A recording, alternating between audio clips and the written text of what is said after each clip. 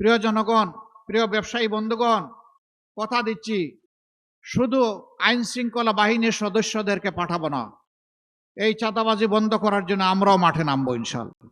আমরা বিশ্বাস করি চাঁদাবাজি এবং দুর্নীতি বন্ধ করলে বাংলাদেশ জাম্প দিয়ে লাফ দিয়ে সামনের দিকে এগিয়ে যাবে। এরপরে আমাদের যুব সমাজ, বিশ্বের কোথাও এত আনুপাতিক হারে বিপুল সংখ্যক যুব সমাজ নাই। প্রত্যেকটি যুবক আমাদের দেশ গড়ার কারিগর, প্রত্যেকটি যুবতী আমাদের দেশ গড়ার কারিগর। আমরা যুবক যুবতীদের হাতে বেকারের ভাতা তুলে দিয়ে তাদেরকে অপমানিত করব না। আমরা তাদের হাতগুলোকে দক্ষ কারিগরের হাত হিসাবে গড়ে তুলব।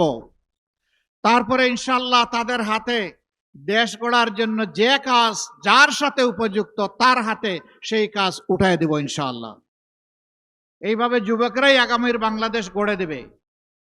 আর গর্বের সাথে বলবে, আজ আমি বাংলাদেশ, আমরাই বাংলাদেশ। এই বাংলাদেশকে এগিয়ে নেওয়ার জন্যে আমারও একটুখানি অবদান আছে। আমি বেকার ভাতা খাই না। যুবকরা যারা হাত তুলেন, যারা এখানে আছেন, যারা যুবক, সবাই হাত তুলে ফেলেছে, মুরব্বীরাও হাত তুলেছে। ঠিক আছে, সবার হাত তোলা।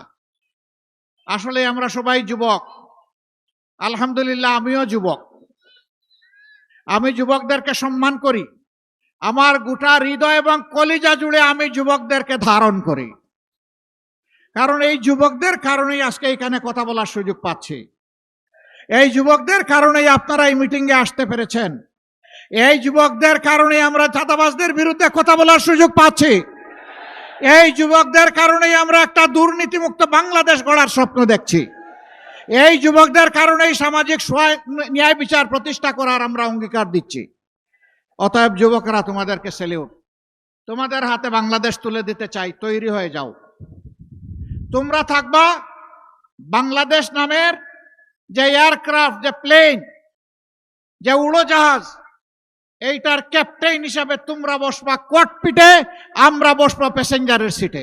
আমরা তোমাদের জন্য দোয়া করব, সঙ্গত সকল সৎ পরামর্শ দেব।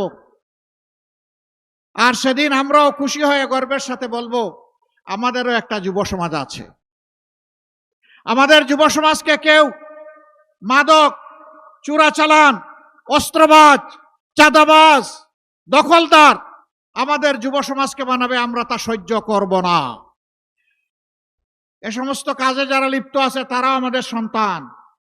ওদেরকে আমরা বুকে টেনে নেব, ওদেরকে শিক্ষা দিব, প্রশিক্ষিত করব, ওদের হাতেও সম্মানের কাজ তুলে দিব ইনশাআল্লাহ। সেদিন আর তাদেরকে লজ্জার সাথে এই সমাজে বসবাস করতে হবে না।